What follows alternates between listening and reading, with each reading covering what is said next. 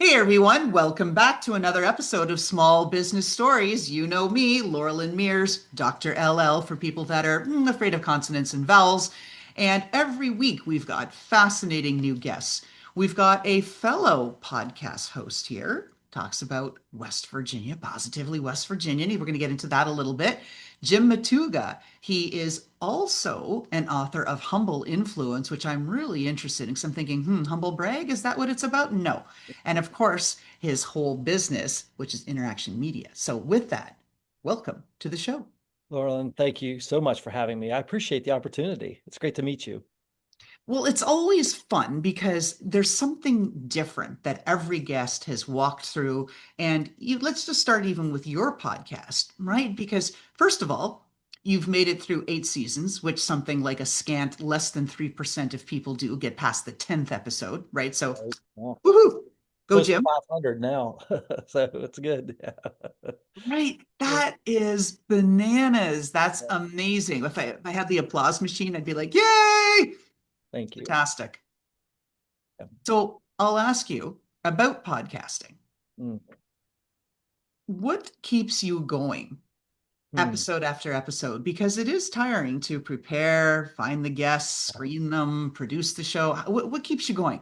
Yeah, it's my internal fire that I have to support and advocate for small business owners, entrepreneurs, and even nonprofits. The leadership behind that. I'm a student of leadership, so I just love having conversations. It's one of the cool things I get to do, Laura, and each week is interview somebody. And we have a really beautiful studio here in Morgantown, West Virginia. We bring them in. One of our core values at Interaction Media is hospitality. So we try to leave the leader that we have into our office here in our studio, have let them have just an amazing opportunity to tell their story, number one, but also to provide a great experience. And that really sets my heart on fire every week. Oh, see, I love that. If only I had a studio where everybody could come to, but that's just not how my show's evolved. We've got Yeah, people from around the globe dropping in, and that would make sure, it really hard to be in one sure. Yeah. studio. Yep. Yep. I get that. Sure. Yeah, and so you've had the chance through your podcast to talk to a lot of business owners Mhm. about their origin stories. What themes do you hear that are consistent across multiple business owners? Well, I appreciate the question. As you can imagine, what really gets me going is hearing like they have this idea and now they quit their day job, or they've got 30 employees, or they've been in business now for 10 years with this one idea. And I love that about the United States of America, for sure. I love the entrepreneurship attitude and the resiliency that entrepreneurs bring. But in our state, West Virginia, for those who aren't familiar, our state struggles economically, and small business is the backbone of our state. We don't have any Fortune 500 companies headquartered here. Uh, Opportunity sometimes can be slim, and our population is diminishing. One of the only states in the last 20 years that is actually declining in population year over year.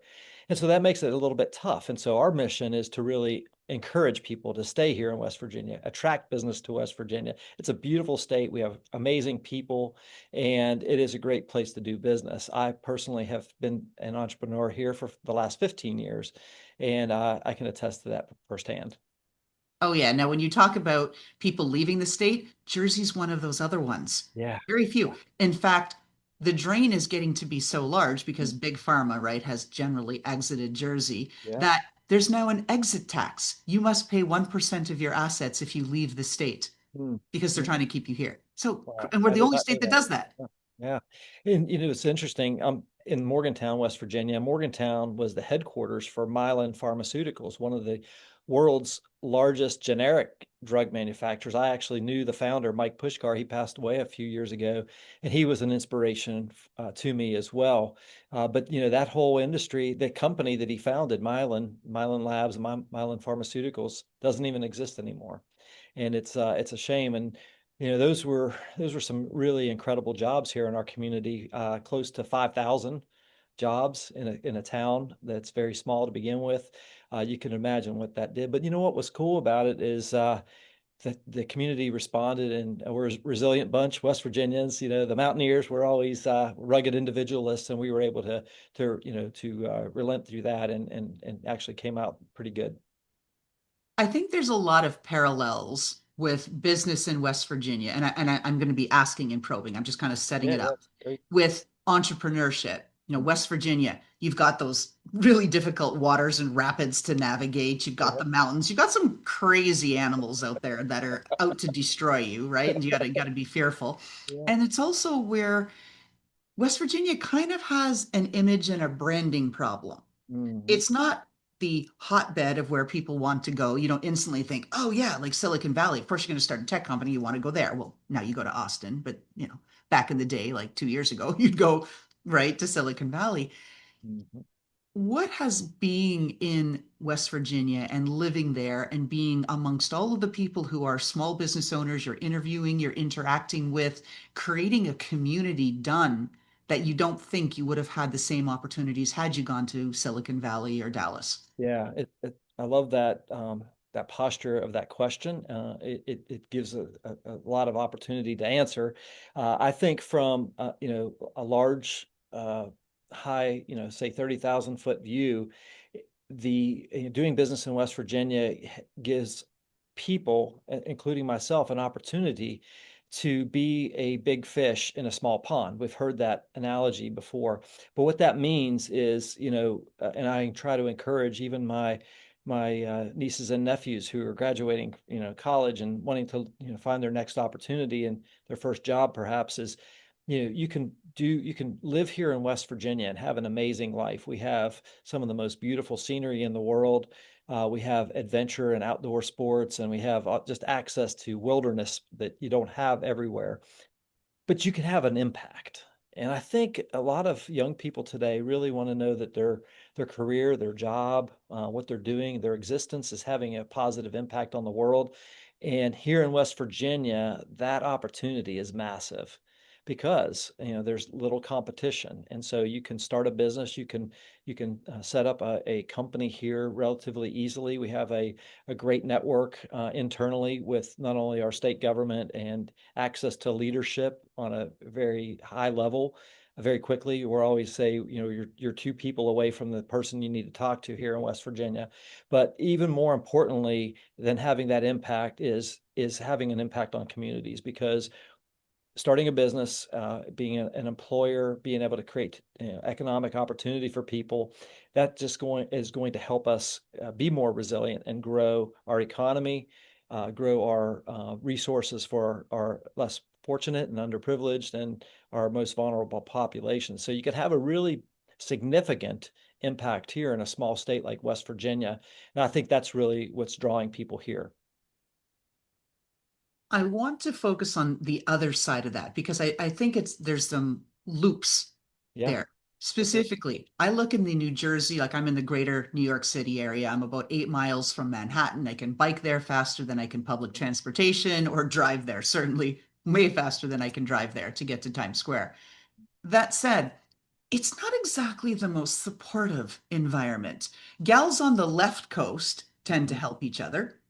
Over here, we're a little more cutthroat, right? Mhm. And I look at that and think, wow, would there have been a difference if there was a stronger sense of community?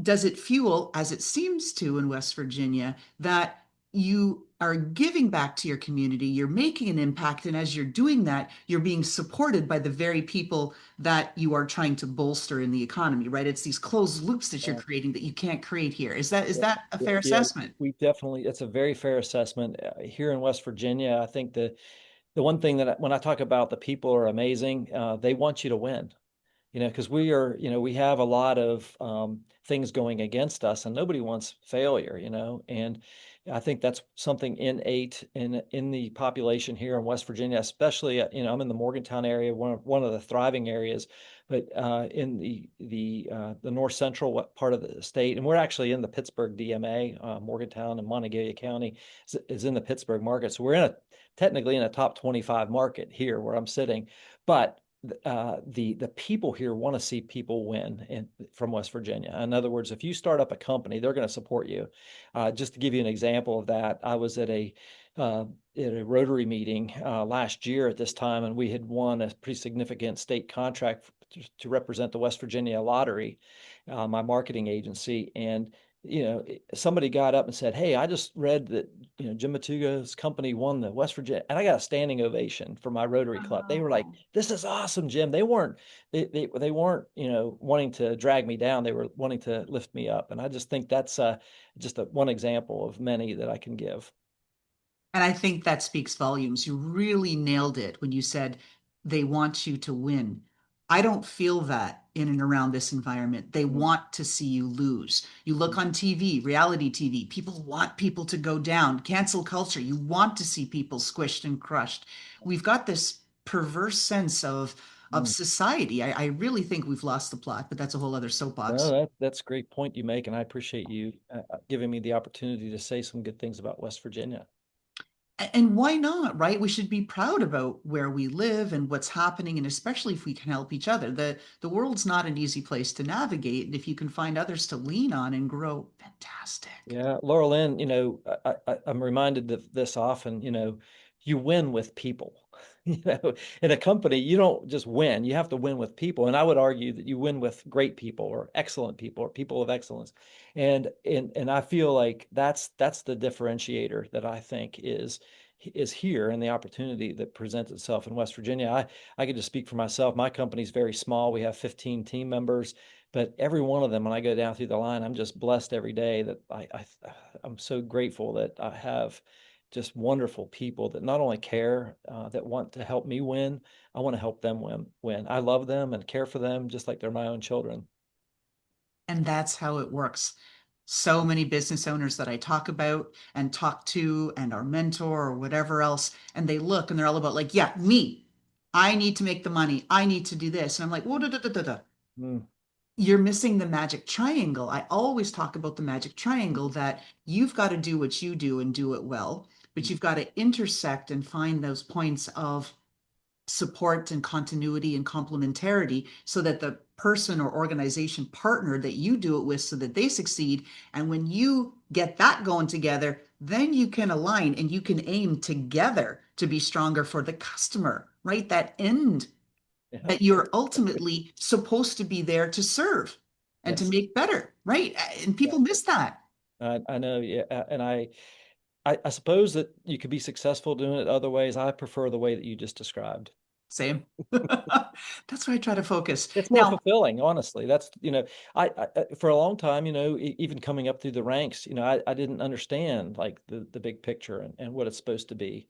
But I think as I matured and I learned and I had great people around me and great mentors, that I was able to figure that out over time. And it's such, for me anyway, it's a much more rewarding play. Having a job that I wake up to and I cannot wait to start my day each morning, and running to the office, not, literally, but figuratively. I want to run to the office as fast as I get here and be with my team and see what we can create. And, obviously we have issues we have to deal with, and I can get into that if you like, but we have core values and things that we're trying to do here that everybody's in alignment with, and that is really cool when you have that kind of energy in a company. and I do want to pull on that thread when you get into places of Mhm, misalignment. mhm, Here's why. What's different? mhm. Because you're in a, I guess we'll call it even a micro market, and I don't mean to be anything disparaging, but it's not Sure. like New York City where you got this like big mega pool. Yeah, I don't like you today. I'll go find somebody in 2 seconds later, Yeah. right? You don't have that same sort of environment. So when the 15 of you are working together, there's always going to be friction, because most people don't want to bow down to one supreme leader. Mm, People have ideas. We think for ourselves. We have mm, opinions. We want to voice them. We want to feel seen. We want to feel heard. But what's that pressure and that dynamic? How does that change in an environment where there aren't so many other options? So, what do we do? Do we come to conclusions and agreement and consensus faster? mm, Do we feel like we have the more latitude to create mm. these points of contention? Talk to me about, and talk to our listeners about that. Yeah, so I think what you're describing is the culture of the company, like Sure. what is it, what's it like to work there? What's it like to be a part of the team? And I'm going to bare my soul here a little bit, but for a long time in my career, I've been working in the marketing and advertising media company industry for 38 years. And when I started my company 15 years ago, I didn't really understand that. And I thought, yeah, culture, yeah, okay. But for the last 7 years, I've really been focusing on it.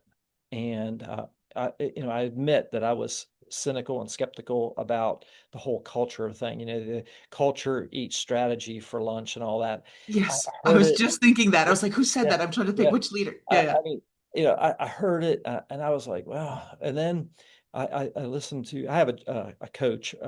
His name is Bruce Lane. He's been my coach for 7 years, and we were talking one time, and he said, if you are able to um, really buy into the idea that culture is everything, okay, even more important than the profit margin or top line revenue or whatever. He said, if you can really buy into that and embrace it, it will pay massive dividends because that's everything. And you'll be able to, diminish your turnover. You'll be able to attract and retain high quality people. You'll be able to serve your clients better, be able to build your team easier, be a place that people want to work and don't want to leave, right? And I said, okay, well, all right, I've tried everything else. Let's try this. And so I went all in and really started focusing on culture and the people. And he was right. And everything that I read and studied about culture is absolutely true. But you can't just half-heartedly do it. You have to be all in on the culture and creating that basis. We talk about core values, for instance. What is that? It's more than a saying on a wall or a document in your drawer. It has to be something you're living and talking about and eating and breathing every single day. I think that's the perfect segue to your book, Humble Influence, which, again, for those that don't have the visual experience and you're listening through iHeartRadio, Spotify, whatever your streaming channel of choice is, we've got Jim with his book here, and it's just over his left shoulder, and we've got it there. Strategically placed. Yeah. Right? It's just, yeah. Oh, imagine. Oh, did you mean to show your Oh, is book? that there? No, no, it was innocent. Oh, it just happens to be in the frame, right? Just beside my shoulder where you can get a really good view of it. No, I'm kidding. So, talking about culture, Mm-hmm. did that experience as you had to Mm-hmm. transform and set up your company and find success in West Virginia, was that really the impetus behind Humble Influence, where you started to see, oh, these are patterns and we've got to get in? Talk to us about how you made that leap to author. So I've written a couple of marketing books, and years ago, it was April of 2007, believe it or not. It was a long time ago. I was at a conference, and this was way before I started my business. And at that conference, a fellow by the name of James Kouzes, who wrote the book A Leader's Legacy, was our keynote speaker. And I was listening to his words, and it was just such an inspiration. But as I thought about it, and I looked around the room and saw who the audience was, there was a lot of people like me, like that we weren't necessarily leading our companies, we were working in the company. And I thought, I wish there was something written to help me be a better follower. And wouldn't that be amazing? Like I really need to learn how to follow well before I can actually lead. And that was the thought that happened back there in April of 2007. And a long story short is I started that night. I went home and opened up a document, and it had a different title at the time, but I started putting a document together that would eventually be Humble Influence, the Strength of True Followership.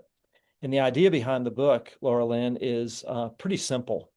And it's basically what I just said. In order to be a great leader, one has to have been a good follower. And what does a good follower do? How do we train up and equip people to be great followers? And I came up with 9 simple steps that I thought would be helpful to people, and that began the journey. And now, that book came out in June of 2025, and I've sold a bunch of them. But more importantly, I've been able to share the message of, hey, it is okay to be a great follower. Not everybody wants to be the leader. Not everybody is equipped to be the leader. And often, most of the time, we're in a role where we are following. And how do we do it? How do we support the leadership? And that's what the book's all about. Okay, so as a synthesizer, right? I'm taking all these pieces. So I'm still back on, okay, like Jim Coots is the keynote, Yeah, right? That it took a yeah, long time for you to get the book out, but well worth the wait. The yeah, reviews are exceptional. yeah, yeah. I haven't read it yet. If I read every book that my guests either have Mm, written mhm. or recommended, I Sure. would do nothing else. Yes, There are I many, get it. I but get it. Yeah, yours yeah, was highly acclaimed for, it sounds like, for good reason. So let me stitch this. So Jim Coots, right, yeah. talking about leadership and where it is, was really that next, I think, incarnation of I've always looked up to giraffes. And it started on that precipice of that whole servant leadership and where Yes. you are, and Mm. you've taken it to that level. So your book actually is on my list to read. There's I nothing will too send many. you a copy. I'll get your Oh, address before the end of oh, this, and I'll send you a copy. I would love that. Oh my goodness. Thank you. Thank you. I've got a Yeah, nice little bookshelf of absolutely. autographed books and all that sort of stuff. And Sure. so, but I would like to read yours because here's why. As a leadership trainer, I focus on adaptive leadership and how you got to, read the tea leaves. Things are changing, the people, the individuals, the macroeconomics, drivers, the whole thing. But what most people get wrong when they come into my leadership class, they think because this title has been bestowed upon Mm, me, I am therefore a leader. And mm. I always start the class with, I know, hold it. I start the class with, look behind you. How many people are following you? If no one's following you, you're not a leader because Right. leadership is a choice. People choose to follow you. And so I love where your book comes from, that arc where we've got to understand Mm, how do we become good followers and what attracts us to leadership. And then we know mm. that, then we can reflect it back as a leader, So right? good. I love it. I love it. Yeah, this is perfect. Yeah, exactly. And that is the magic, and I've learned it myself. Like I said, I've learned it the hard way, really, through bumps and bruises and doing things the wrong way a lot of times, and I still don't have it necessarily figured out, great leadership. But I do believe it, in the word humble, and humility is very important in being a follower. You have to almost um, it's not being submissive, it's being intentional, you know? And so a lot of times there's a myth around followership that there's less than or secondary, but I come at it to the point where you cannot have great leadership unless you have great followership. And my team today is just incredible. I mean, they're following my lead, but most of the time I'm giving them the power, and when it comes down to the direction, a team of 15 is going to get it way better than a team of one most times. Now don't get me wrong. There's certain things I have to make a decision. I say this is where we're going. This is what we're doing. But in the end, the creativity. We're a creative company. We're a marketing agency and creative agency, and we do a lot of video production. And my team, if we just rested on my ideas, we would have been out of business long ago. So Exactly. And this is what I think a lot of leaders don't realize. And when I worked for, in leadership positions of Fortune 100s, worked for a few, and I'd be interviewing people, should they come on as a director position or whatnot. mm, And I'd always probe around, what do they think, not their strengths are, because that's such a like rote question, right? Ugh, no one likes it. sure, sure. But do they want to surround themselves with people who are better at some other things, or do they fear those other people's strengths, right? Mm, The good leaders go, yeah, I suck at this. And if I surround myself by people who are awesome at that, great, because then we're extra awesome together, right? that's Not right. very eloquently said, but you get the vibe of where that is. And when people would be like, oh yeah, no, I wouldn't do that. I wouldn't want them because they feel threatened. Mm, Forget about it. They're not going to be good leaders. exactly. You hit the nail on the head for sure. So with interaction media, let's just talk a little bit about that because that Sure. is your business and it's That's the what you core do, right? business. You got Yes. this great podcast and you've got all of that stuff going and you've got a lot of authorship, a couple of books behind you. Yeah. But with your business, Jim, what are you seeing as far as Mm, trends and is AI an mm, existential threat to mm. marketing agencies? Yes, technology is wonderful if it's used for the betterment of humanity. That's the way I look at it. AI specifically and generative AI, large language model, generative AI, such as ChatGPT, those types of technologies are amazing. I've embraced back in November of 2022 when ChatGPT was released by OpenAI. I was one of the first subscribers, and when I saw it, I was like, oh my goodness, this is crazy.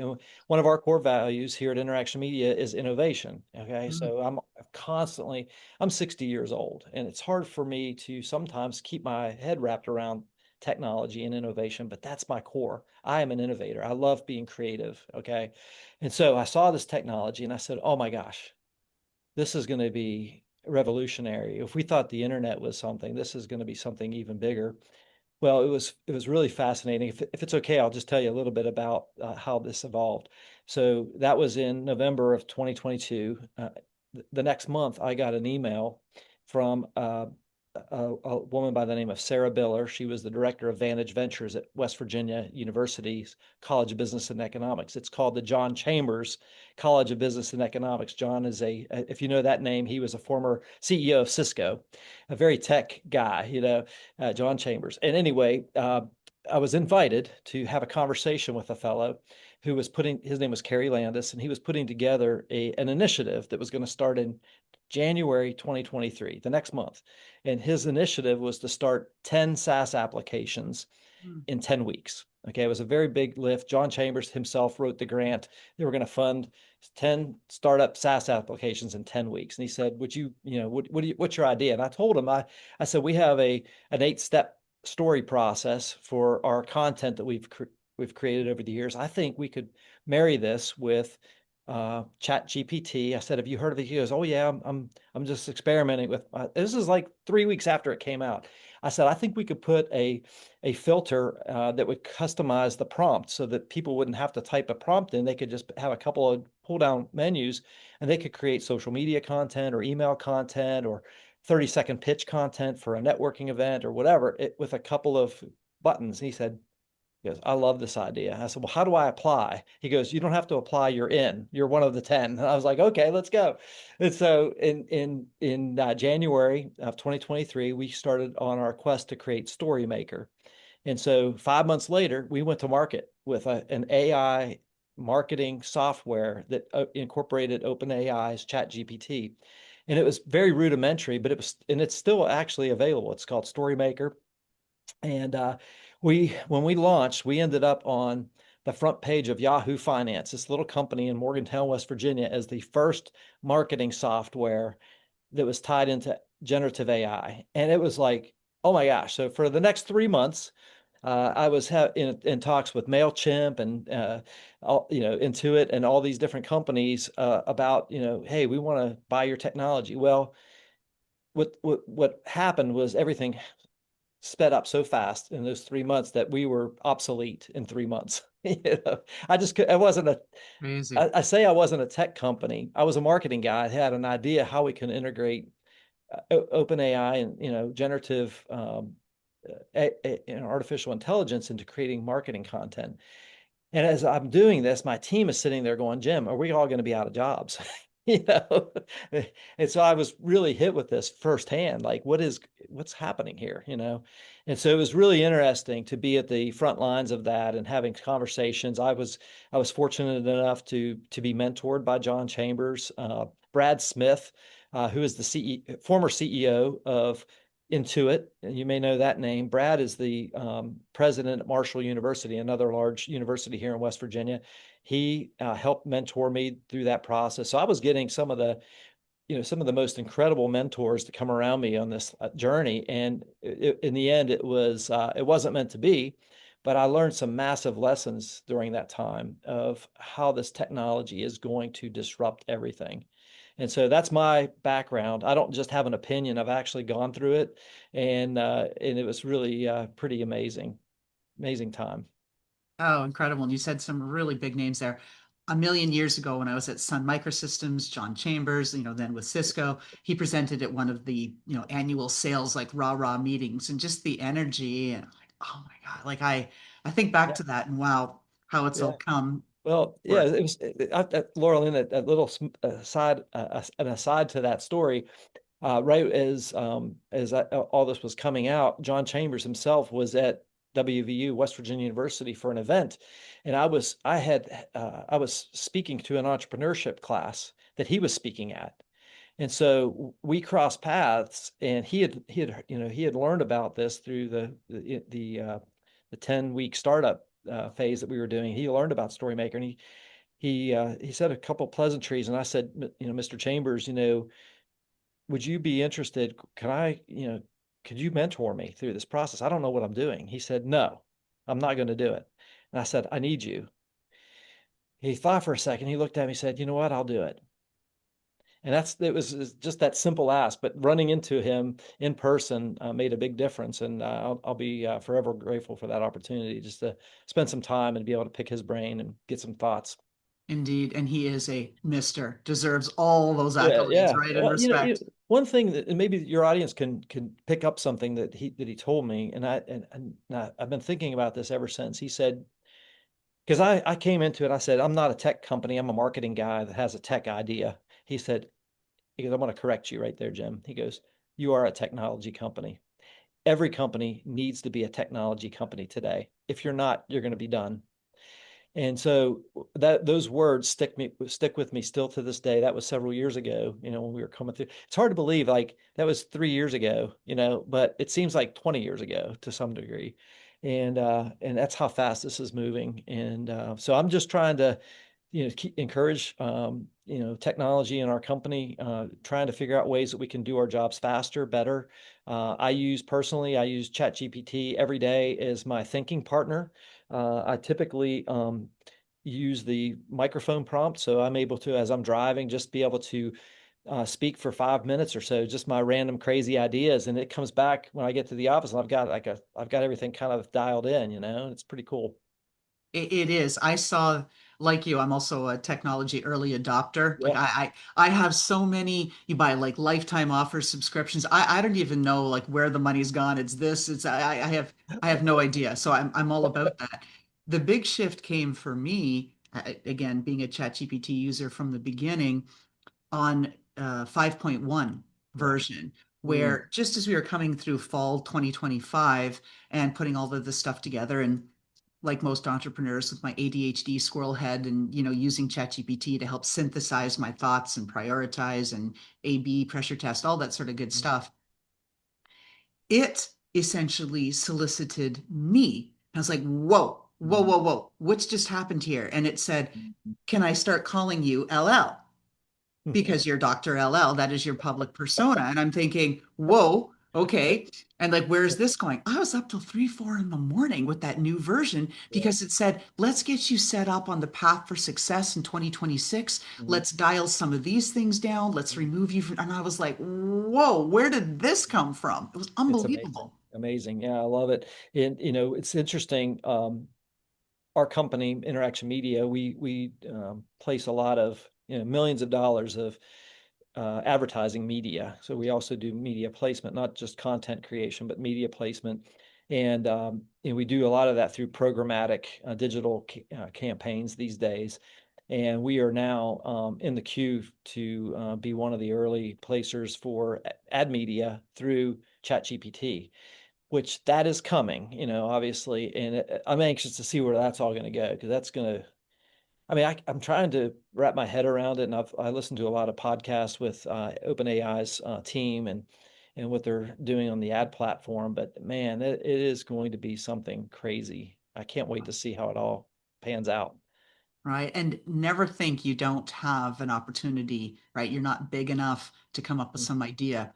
Who Mhm. would have thunk, right? A few folks are going to displace Google, right? This Exactly. behemoth of a company, right? I Anything's know. Yeah. possible. Exactly. Who would have thought that somebody like myself could be on a call with, the CEO for MailChimp? I remember taking my iPhone and taking a screenshot of the call, because I was like, I gotta remember this. This is crazy. Like they want to buy my technology. It turned out that they were able to do it without me, but that's okay.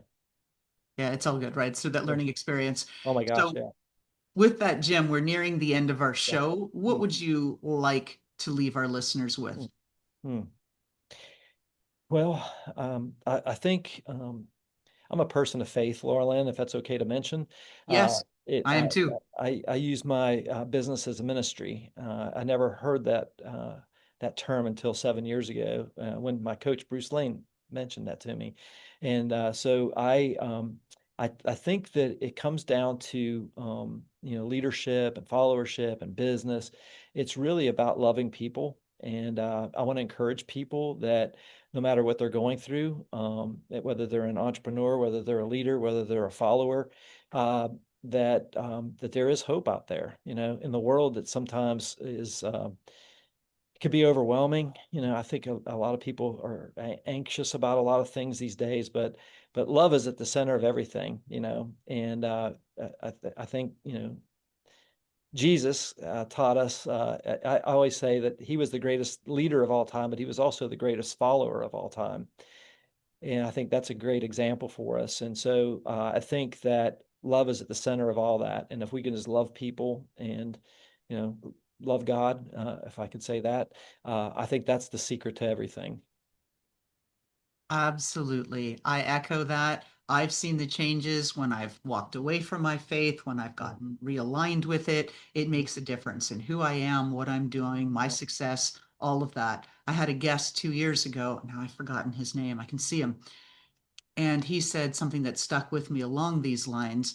He Mm. said, I don't feel comfortable being religious or that on the show or being public.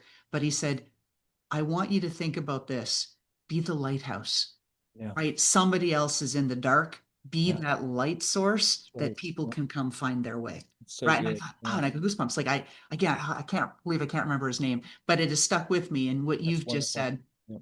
more Yeah. eloquently Yeah. really covers that, Thank right? you. Don't, Thank you don't, for the opportunity. Yeah. yeah, it's like don't be afraid to shy away from your faith Yeah. or who you are or what you believe in and your values and Yeah. go after the things that make Laurel, there's people. so many people out there that need help, whether we're, helping them with marketing or whatever business you're in. And I think if we can do that in a way that is honoring to God, where we're trying to do it with the utmost excellence, with the highest quality and love at the center of it, I think that goes a long way. Absolutely. So, Jim, where can people find you, your book? Give us the scoop. Sure, sure. Yeah, my company is Interaction Media. It's interactionmedia.com. The book is humbleinfluencebook.com, and Positively West Virginia, positivelywv.com is our website and podcast. Excellent. Now, last question, because you Yeah, don't yeah. get to sneak away without All right, without all one right. more question. It's our signature one. If we got to look in that closet in West Virginia, and I see the little helmet there from WVU, like Yeah, behind yeah, yeah, you. Yeah, yeah. yeah, But yeah. if we got to look in your closet, is there a pair of footwear, or Mm, maybe it's clothing or an accessory, mm, that personifies who you, Jim Matuga, are, what mm, you stand for, your mm. brand? What are we looking at, and why are you aligned with it? Yeah, I would say it wouldn't be a pair of shoes. It would probably be three pairs of shoes. One would be, my Cole Haan chukka boots that I'm wearing right now because it is winter in West Virginia, and I've got a pair of cords on, and I would also say my hiking boots. I love to hike the mountains of West Virginia. My wife and I, Rebecca, we're adventure lovers, and then I'd also say a pair of CrossFit shoes because I'm a fitness fanatic. Oh, there you go. See, I love this question because everybody answers it honestly and nobody answers it the same Yeah, way, that's right? great. The That's whole great. thing, we're always on point if we're asked a question about our business. But when I Yeah, ask a question like this, it just people go I like, love I'm it. not going to be judged on this. I can say what it is, right? Yeah, Because you're not making a decision to buy my stuff, yeah, buy my yeah. product. I'm just telling you I about what love it. shoes are in my closet, I right? love Yeah. it. So with that, Jim Matuga, it is a wrap, and it has been a pleasure having you Thank on you. my show. And I wish you continued success with Interaction Media and all the wonderful things that you're doing for good for the community of Morgantown and the rest of West Virginia more broadly. Laurelyn, thank you. It's been my honor to be on your show as your guest. Thank you.